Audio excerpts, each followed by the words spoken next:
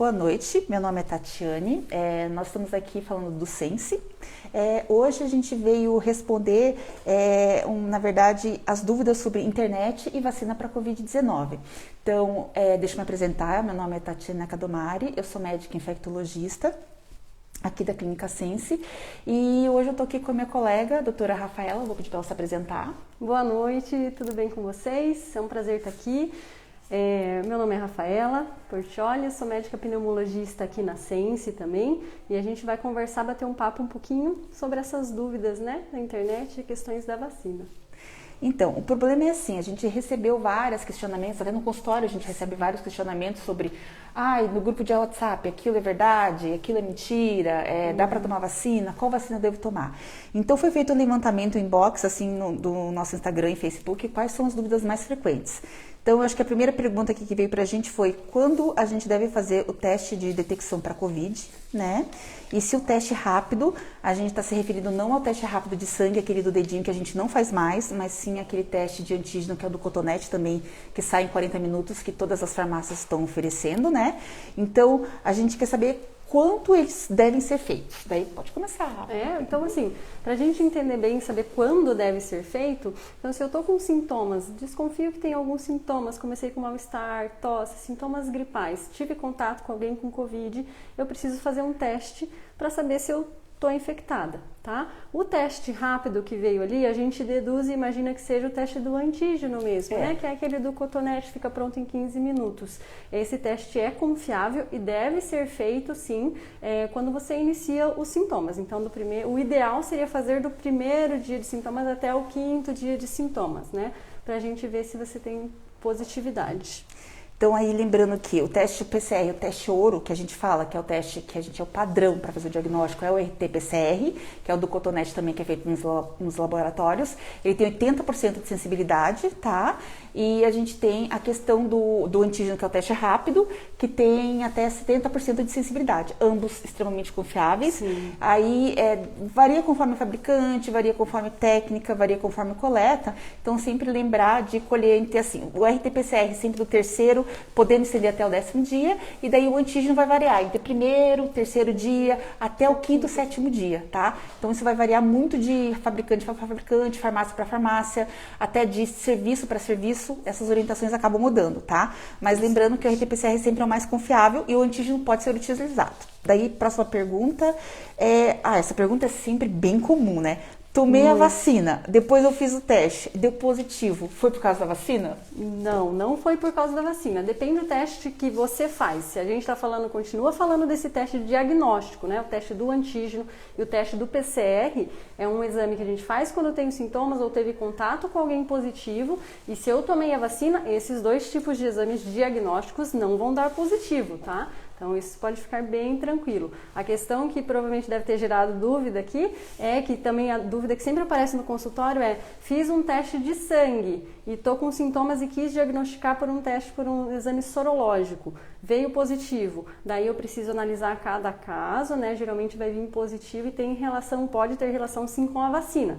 Daí a gente precisa de uma avaliação e uma interpretação médica para ver certinho sobre isso. Então, daí é bem lembrado que a doutora Rafaela disse, até por essa questão da sorologia, né? Sim. Ela não serve para diagnóstico, tá? Então, vem muitas perguntas, eu vim com uma sorologia positiva, então eu tô com Covid. Não. Você precisa, então, que nem eu falei, o teste ouro acaba sendo ou o RT-PCR ou o SWAB, ou o antígeno, no caso.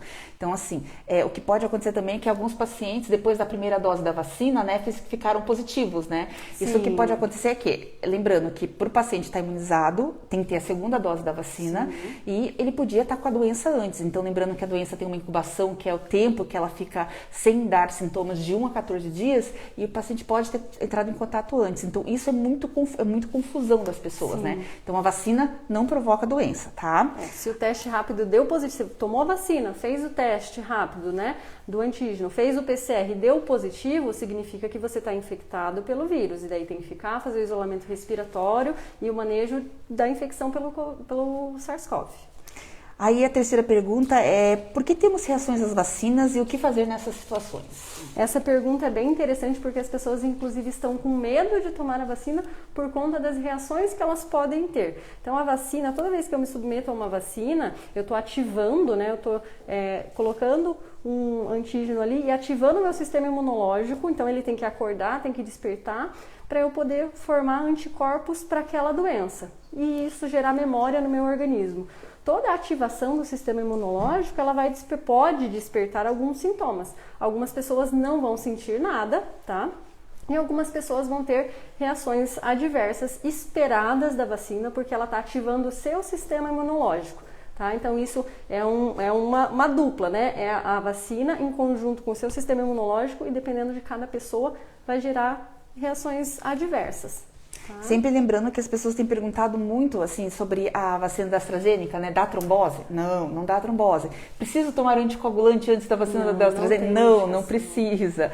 Então, assim, a vacina da Pfizer é melhor? Não, ela não é melhor. Melhor é a vacina que tem. Sim. Qual foi a primeira disponibilizada que você puder tomar? É a melhor vacina. Sim. Então, hoje nós não temos, assim, dizer qual é a melhor vacina, qual dá mais reação adversa. A gente sabe que a da AstraZeneca pode dar um pouquinho mais de febre, mal-estar, mas tanto a Coronavac como a Butanvac, que vai sair agora também, como a da Pfizer, podem dar reação, tá bom? E quando você tem a reação, geralmente é estimado ali que nas primeiras 24, 48 horas pode ter, porque é nesse período aí que o sistema imunológico vai estar sendo mais ativado. Então, se você teve alguma reação, o que pode dar?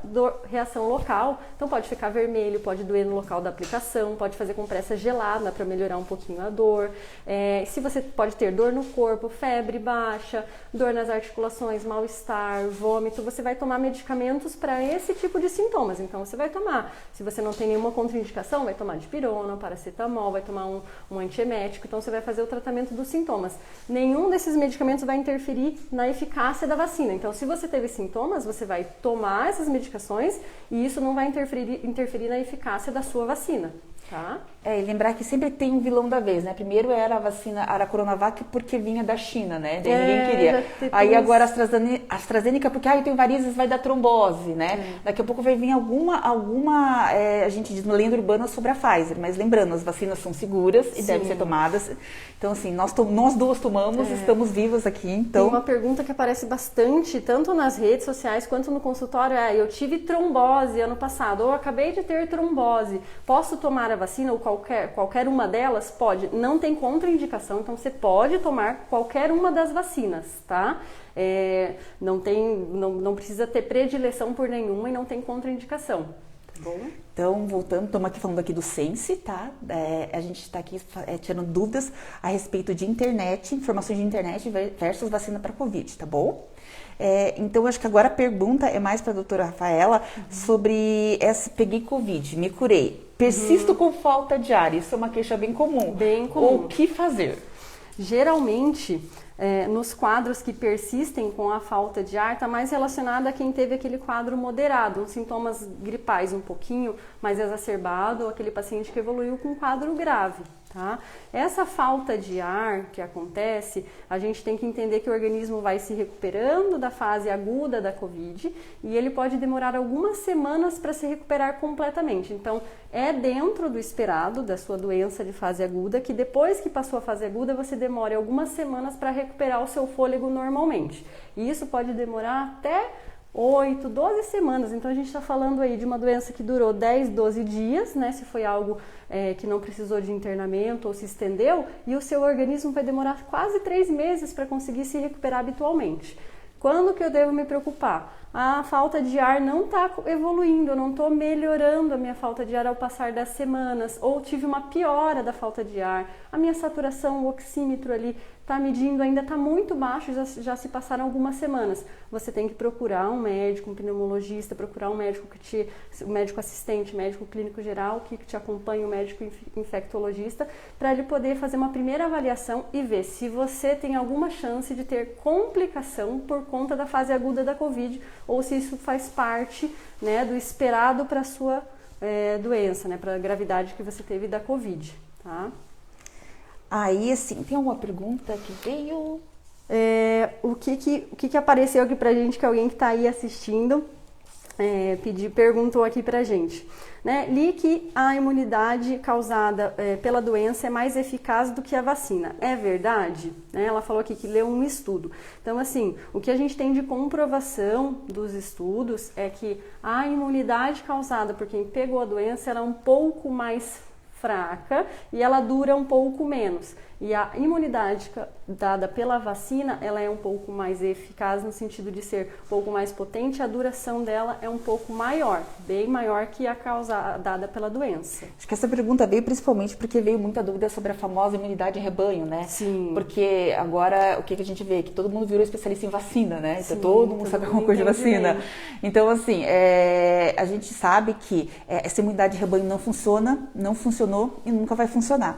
Porque, assim, a maioria das doenças, se fosse assim, nós estaríamos com poliomielite no Brasil, que foi erradicada graças à vacina. Então, o que a doutora Rafa disse é bem pertinente. Então, para a gente erradicar qualquer doença infecciosa, a melhor prevenção é e continua sendo a vacina. Fazer que nem antigamente a gente fazia, teve cachumba, ou teve catapora, vamos juntar todas as crianças para pegar. Essa brincadeira acabou matando várias crianças, né? Porque são doenças que são brandas, mas podem ocasionar o óbito. Então, isso vale para o Covid também. Então, melhor ter vacina do que pegar a doença e correr o risco de você entrar em óbito por causa da doença, tá? Aí vem uma pergunta capciosa agora, né? Existe algum medicamento proibido para o tratamento de Covid-19? Então, a pessoa escolheu a palavra proibido, mas quando a gente está falando de tratamento, de oferecer um tratamento para alguém, a gente sempre tem que olhar para um medicamento e ver se aquele medicamento é indicado para aquele quadro.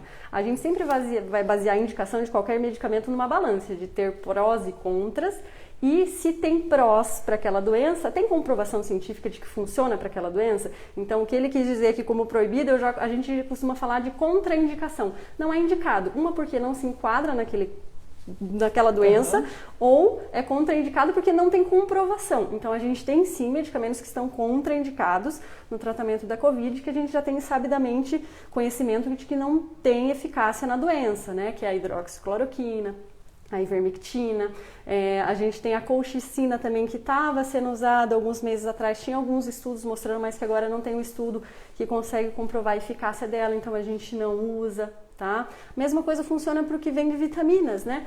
Zinco, vitamina D, vitamina C. Vitamina C. O que mais que a gente viu? Teve bastante coisa. Uma coisa importante, inalação com bicarbonato não tem indicação, tá? Inalação com hidroxicloroquina não tem indicação. Então, entra e se encaixa, vou deixar entre aspas, né? Na palavra que a pessoa usou como proibido para fazer a pergunta, é como se fosse mais ou menos isso. Então, entra, né, nessa pergunta, no contexto dessa pergunta, mas a palavra certa é contraindicação. E lembrar que isso não é um discurso político de não, nós somos contra, Sim, tal. É baseado não. É baseado no que a gente leu, baseado no que a gente viu na prática, mas Sim. mais baseado nos estudos que a gente fala que são os estudos randomizados, que são estudos assim, em que você separa um grupo que fez o tratamento, um grupo que não fez o tratamento. Então, assim, a gente não tira isso da nossa cabeça, a gente tira isso baseado em ciência, que eu acho que é bem importante enfatizar isso. Bem claro. E lembrar que todos esses medicamentos também, alguns comprovaram ser extremamente ruins. Tanto Sim. que tem estudos hoje em andamento dizendo se o uso da hidroxicloroquina, ivermectina, zinco e corticóide, dexametasona, que virou uma moda agora, né? Todo mundo tomando dexametasona. Tem um momento certo para se usar, né? Não Exatamente. Não é no primeiro dia de sintoma, tá, gente? Então, assim, isso piora o prognóstico do paciente, tem levado os pacientes ao hospital mesmo. Sim. Então, assim, pacientes que podiam ter ficado em casa estão sendo internados. Tem alguns colegas médicos prescrevem de uma forma, assim, digamos, errônea, não embasada em ciência, mas lembrando que é sempre importante procurar sempre, na dúvida, procure 2 especialistas, que é sempre bom tirar dúvida, tá bom? Se você foi atendido ali, conseguiu a vaga com alguém que te atendeu de última hora, fez essa prescrição, tenta pedir uma segunda opinião, porque a gente já tem comprovação de que tem a contraindicação, de que não é de bom tom e até prejudicial para certos pacientes fazer uso dessas medicações. Então procure uma segunda opinião, se esse for o seu caso, tá? Chegou uma pergunta aqui de uma pessoa que perguntou: já estava com 2 doses da vacina e precisei ser internada por Covid devido à sobrecarga do rim. Tenho 86 anos. Por que isso aconteceu?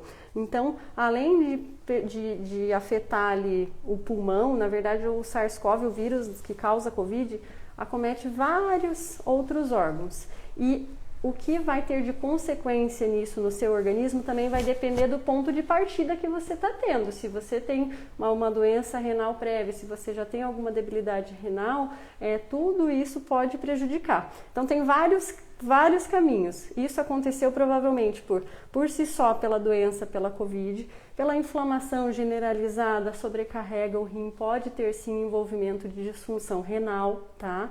E a gente precisa também, porque isso ocorreu, tem que ver como que estava a saúde dos seus rins previamente. Já tinha alguma lesão no rim antes?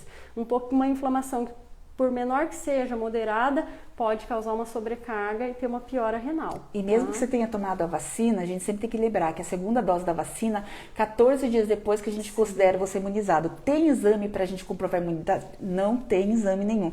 Existem várias sorologias, mas nenhuma comprovadamente que se diga eficiente para dizer não, o paciente está imunizado. E lembrando que a vacina é uma medida coletiva, não individual, tá? O que eu quero dizer com isso? Enquanto 80% da população não estiver vacinado, não adianta eu tomar a vacina, falar, eu tive Covid e tomei a vacina, então eu posso sair sem máscara. Não funciona desse jeito. Se funcionasse, a gente não seria o país com 500 mil mortos praticamente.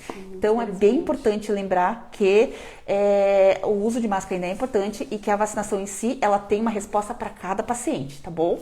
Com certeza. Aí, eu acho que vem essa pergunta, posso me prevenir da Covid tomando medicamentos antes da possível infecção? Tipo, eu acho que tem alguma coisa que eu possa tomar que previna a Covid? Não, a melhor prevenção que você pode ter para qualquer doença em si, generalizando, é tentar cuidar da sua saúde, com atividade física, alimentação bem balanceada. Quando a gente vai falar da Covid, além disso, a gente já sabe com certeza e previne com certeza a infecção pela Covid, isolamento, distanciamento social, uso de máscaras, higienização, né, com lavar as mãos ou álcool gel. Mas quando a gente vai para medicação, a gente não tem nenhuma uma medicação comprovada que previne você se infectar pela Covid, tá? Isso não existe. E não existe medicação também comprovada que vai fazer com que, se você se infectou, você começar a tomar medicamentos antes, a doença não vá piorar, vai evitar que a doença piore. Isso não tem comprovação nenhuma de nenhum medicamento. Então, se alguém está passando essa informação para você, né, fique alerta de que a informação não está embasada na recomendação da ciência, do que a gente tem já de comprovação, tá? Não existe esse tipo de medicamento.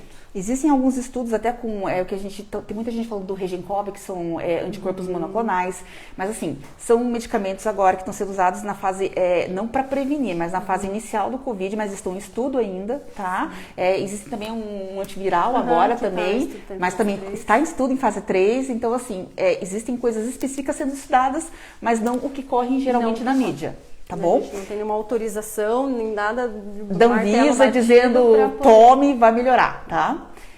Lembrando mais uma vez, nós estamos aqui do Sense, meu nome é Tatiane, eu sou infectologista, estou aqui com a doutora Rafaela, pneumologista, respondendo algumas perguntas sobre vacina versus informações da internet, né? Então, teve outra pergunta também, com o início da imunização, estamos mais seguros? Por que devemos manter o isolamento se estamos começando com a vacinação já? Então, a gente tem que manter o isolamento, porque que nem a doutora Tati explicou agora há pouco, em relação a uma questão de proteção individual por si só, a gente está protegido.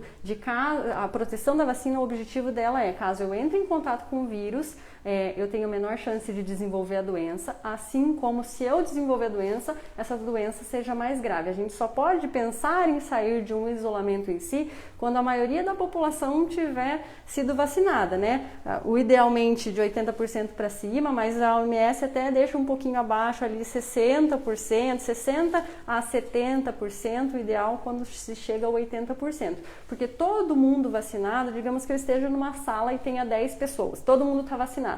Se por acaso o vírus entrar ali e se instalar em mim, a chance dele de se desenvolver aqui, né, no meu organismo e eu passar para outra pessoa é muito pequeno. E a chance de eu ter doença é muito pequena. Se entrar uma pessoa que não é vacinada com vírus nessa sala, a chance dela desenvolver a doença é grande. Quando ela vai passar para as outras pessoas, quem já está vacinado, o vírus não vai conseguir se propagar. Então a gente entende que é um coletivo mesmo. Então quanto mais pessoas vacinadas, é só a partir daí que a gente vai pensar em mitigar um pouquinho ali de medidas restritivas. Do restante, mantém tudo igual.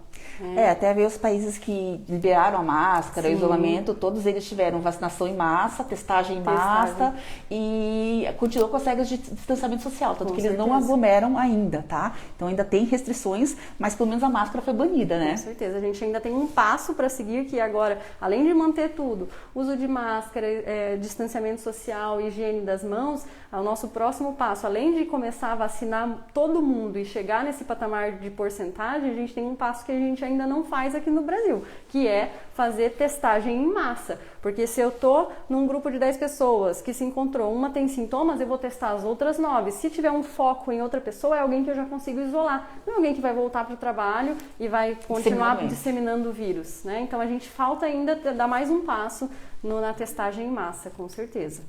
Tem mais alguma pergunta? Tem uma perguntinha que veio. Usar 2 máscaras normalmente funciona melhor do que uma? E o que devo observar na hora de comprar uma máscara? Uma máscara caseira. Caseira. Pergunta difícil assim. Pergunta difícil. Então, assim, as 2 máscaras funcionam mais que uma. O nível de barreira aumenta, né? E a chance de proteger ali de você, ou se você está infectado, passar para alguém diminui, e a chance também de qualquer partícula entrar ali diminui, tá? Então, a resposta objetiva dessa pergunta é sim, usar 2 máscaras vai te proteger um pouco mais que uma máscara só.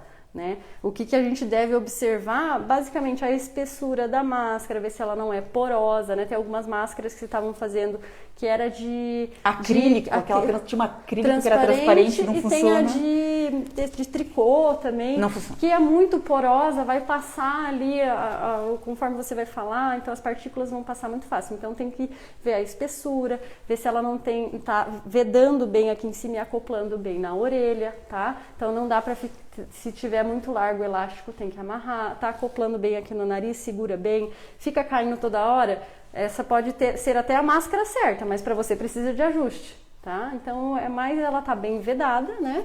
E a princípio esses detalhes de vedação, da espessura.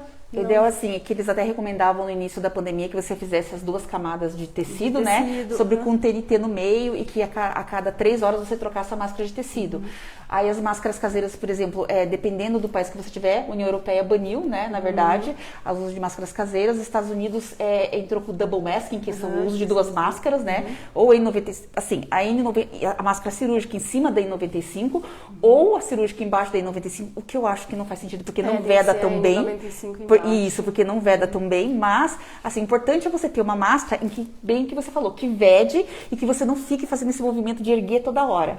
Se você, por acaso, vê que a sua máscara está caindo, mas como é que eu vou fazer? Eu não quero comprar outra máscara. Pega um pedaço de micropor e cola aqui em cima, tá bom? Isso funciona para quem usa óculos, para não embaçar o óculos também, tá bom? Agora, quanto a N95, aqui no Brasil, por exemplo, N95 tecido ou máscara cirúrgica, é o que você tiver condições de comprar no momento, tá bom? O importante é usar algum tipo de máscara que não seja porosa e nem de tricô, e nem de crochê, etc, etc. Sim. Excelente. E tem uma pergunta aqui também. Quando a vacina será efetiva e poderíamos retornar ao normal como Nova York voltou? Né? Isso a gente meio que respondeu, né? Então, assim, a gente vai ter que ter todo mundo vacinado, a gente teria que ter um programa de testagem em massa, a gente teria que ter uma educação da população em geral, porque não adianta só o governo falar se a população não tem uma educação.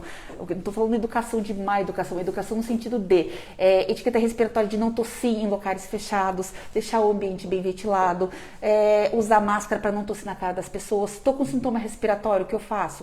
Fico em casa e procuro daí o meio só para fazer o diagnóstico, para não espalhar a doença, entendeu? Não posso pensar só uma rinite. Ninguém sabe no meio de uma pandemia se é só uma rinite, certo? Então lembrando que você pode ser um portador e você pode ser responsável por a morte de alguém mais idoso ou com comorbidade que pegar a doença, tá bom? Sim. Aí todas as vacinas são seguras. Posso escolher a que vou tomar? Não, todas. Como que é a pergunta? Se todas as vacinas são seguras. São. Esse sim. Aí posso escolher a que vou tomar? Não pode escolher. Então, assim, na verdade você não deve escolher. tá? Porque todas, o principal ponto é todas são seguras, tá? Eu gosto de fazer a analogia do paraquedas, tá? Então, foi visto ali na vacinação, quando a gente fez todos os estudos, como se eu te desse um paraquedas, desse o paraquedas ali para 100 pessoas e eu falasse, olha, seu paraquedas vai abrir. Então, a segurança de que o paraquedas vai abrir é em 100% dos casos, no sentido de ser segura, né? Existem alguns efeitos colaterais raros, alguns efeitos que estão sendo estudados, mas são vacinas seguras, tá? E o que eu acho que eu quis dizer com a pergunta é porque sai muito sobre a eficácia de cada vacina ou o efeito colateral de ter trombose ou não ter trombose. Então você não deve escolher porque tem segurança, a eficácia delas são alta, né, para prevenir casos graves, que é o mais importante, é nisso que a gente tem que focar, tá?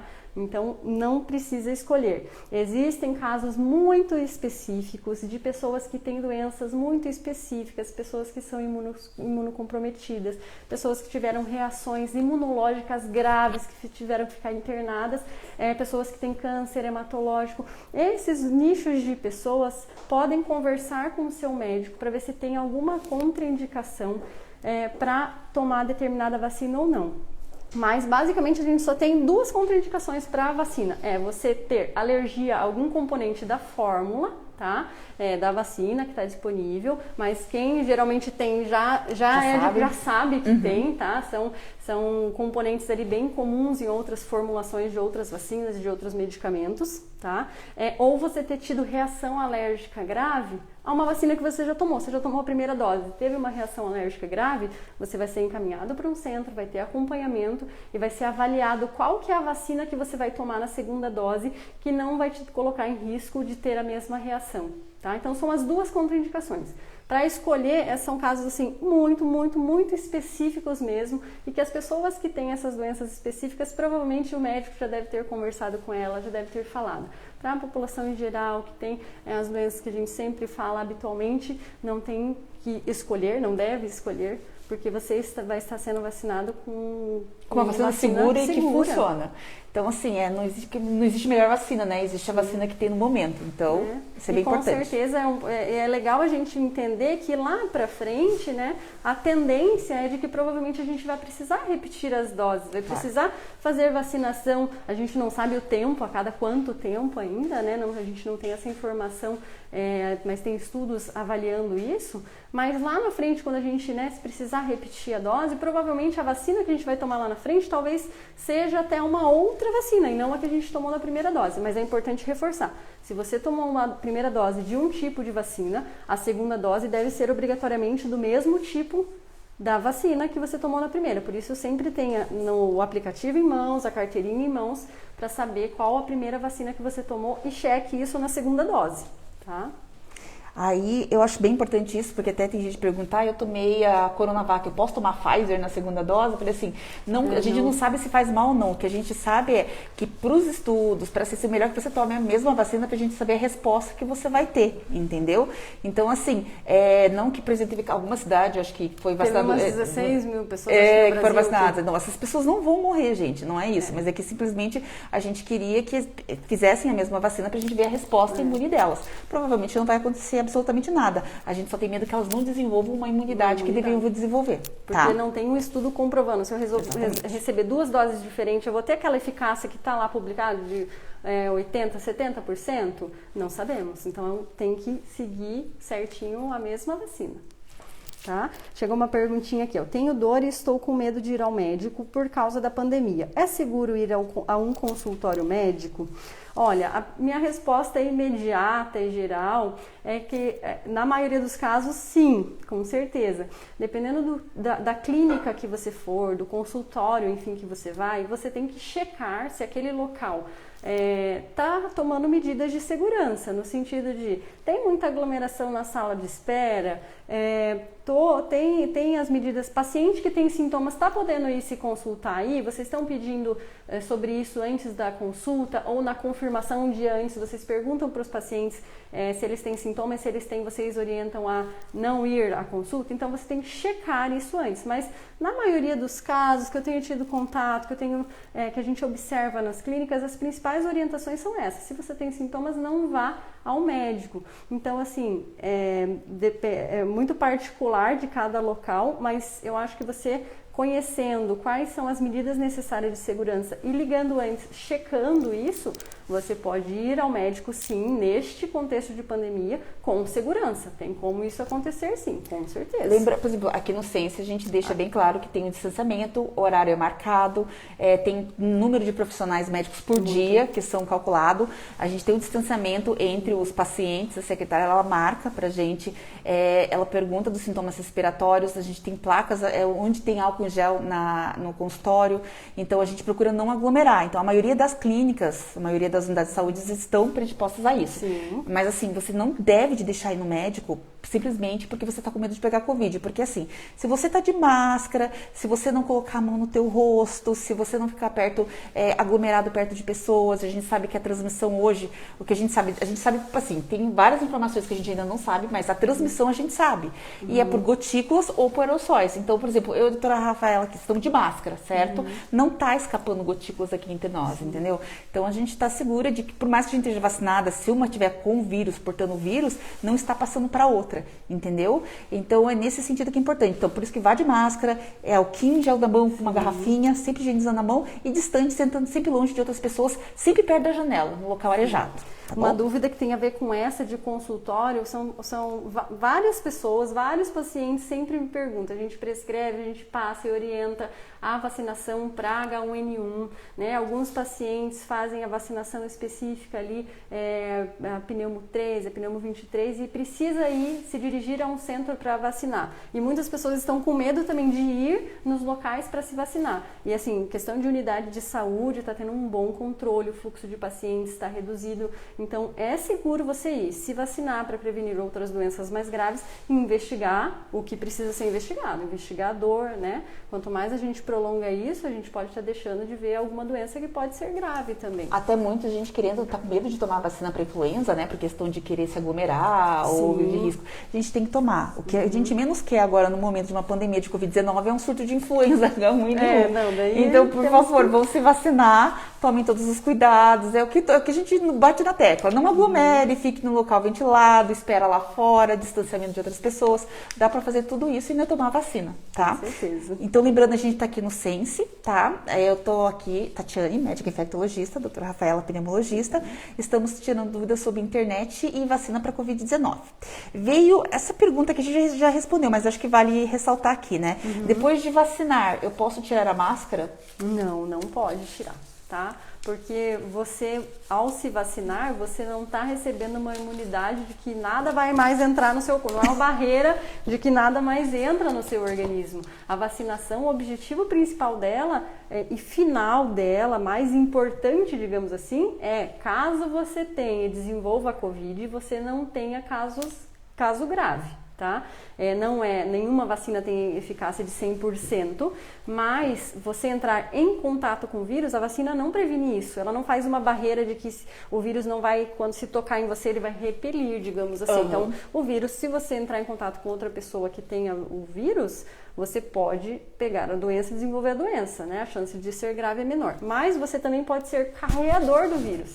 Então, se você tomou vacina e deixou de usar a máscara, você vai estar circulando em vários ambientes, o vírus pode estar alojado na sua mucosa nasal, você voltar para sua casa e você ser a pessoa que está carreando, está com o vírus ali alojado e vai passar para outras pessoas, inclusive familiares. Então, você tem que usar a máscara para continuar se protegendo, para proteger as outras pessoas de passar alguma coisa. Então, você está se protegendo e protegendo o próximo. Né? Até aquela pergunta que me fazem, porque teve várias reuniões de família aí, depois de primeira dose, foi uma enxurrada de internamento de familiares. Foi vó, mãe, tio, todo mundo pro hospital.